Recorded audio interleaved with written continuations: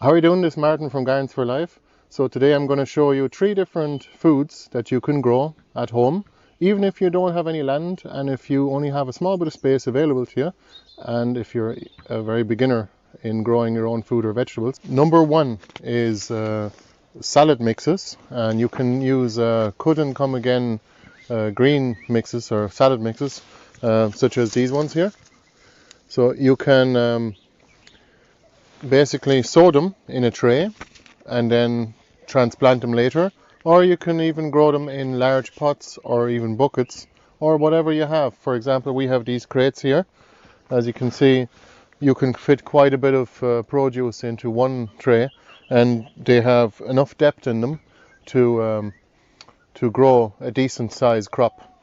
And I think that we're going to be able to move these out of the greenhouse in a short while because it's still really cold. As you can see, I've got my jacket on even though I'm actually in the greenhouse because the sun is just down and we're down about 20 degrees within about an hour. So from 30 down to about 9 degrees actually at this stage. So we're keeping these in here because it's frost free for the time being, and they take only a few weeks to germinate, even a week or two to germinate, and a few weeks until you can actually start harvesting. And you'll have salad. Fresh greens are really important to have, especially if you can't go to the shop and you only have rice or pasta. It really makes a big difference in the quality of your food, and of course you're getting some vitamins too. It's important, especially when you're stuck for it. Number two is radishes, such as we got this new Spanish black radish, but there's also French breakfast, which is more of a common variety, and there's lots of different types of radishes. We also have these called white icicles. So there is a lot of variety in radishes. They germinate very quickly and they're known to actually grow. It's one of the world's fastest growing food crops that you can grow, and there's a bit of substance behind it too. Rather than just eating greens, at least you're getting something a bit more solid, and they grow really quickly. Within only about 5 or 6 weeks, you'll have a crop of radish. And if you plant it in succession, you're even better off because you can plant a crate or plant a pot every week or so, and then you can keep planting them out into your garden. And if you have space in the greenhouse, I would suggest growing them there, but they might go to seed in the middle of summer, depending on where you are in the world.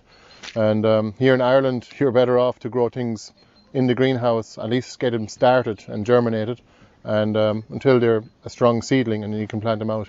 As for lettuce, we're probably best off to keep it in here and then outside on the table so that the slugs don't get at them. And number three is kale. You can even grow kale very, very quickly.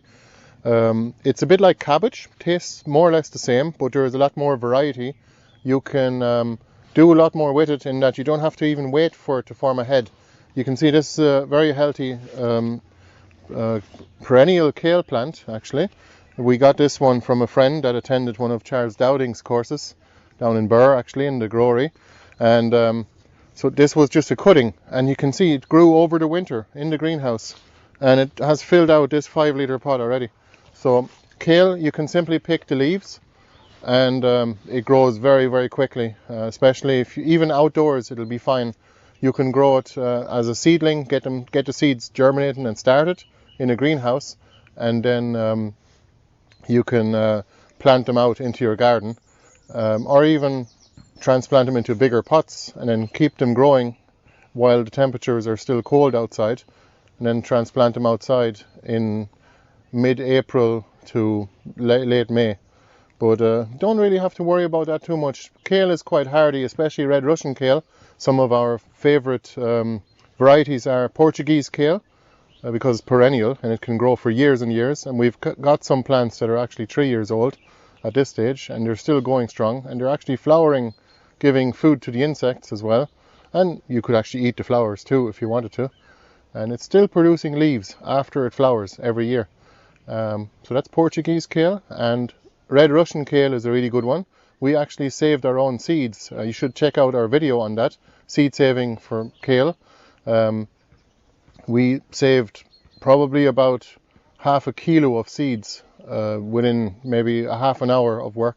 is all it took. And so the red Russian kale actually germinates at temperatures of 12 degrees, 10 to 12 degrees and upwards. It can actually germinate, so very early and very low, and it can grow at temperatures above 4 degrees Celsius. So it's one of those kind of cold hardy plants anyway, and plus you can always leave it there and harvest it any time of the winter. Red Russian kale is great, and Black Tuscany or Nero, it's also known as dinosaur kale, which is a great one for the kids, of course. It looks a bit like one of those kind of plants from back in the dinosaur times, and it's a really good one to grow as well. But it's a little bit more bitter, I find, than the other two. The other two are much more mild, but obviously there may be more vitamin A in the Black Tuscany or Nero kale. You'll also find that kale actually has an awful lot of vitamins and minerals in them, even vitamin C. So if you're stuck for citrus, if you can't get it in the shop, well, you can actually grow kale and eat it. Once you're eating it, even if you can saute it in a frying pan for a couple of minutes, or you can boil it like a cabbage, same as that, or you can even eat it raw if you like. It's actually tender enough to do so. So that's our 3 suggestions of which foods you should grow if you want to grow food quickly. We know we're doing it here, but oh yeah, the thing about this is the reason why we have the chicken wire here is because the cats kept jumping on the table and lying down in the pots, which is even more convenient than lying down on the floor. So we don't want that, obviously, and they're only going to mess up all the seeds in here. So yeah, this is an easy deterrent anyway, in case you ever have that issue yourself. We're going to be moving these trays out once the plants have grown a little bit more and it gets a bit warmer outside. So then we have that space for starting new seeds again.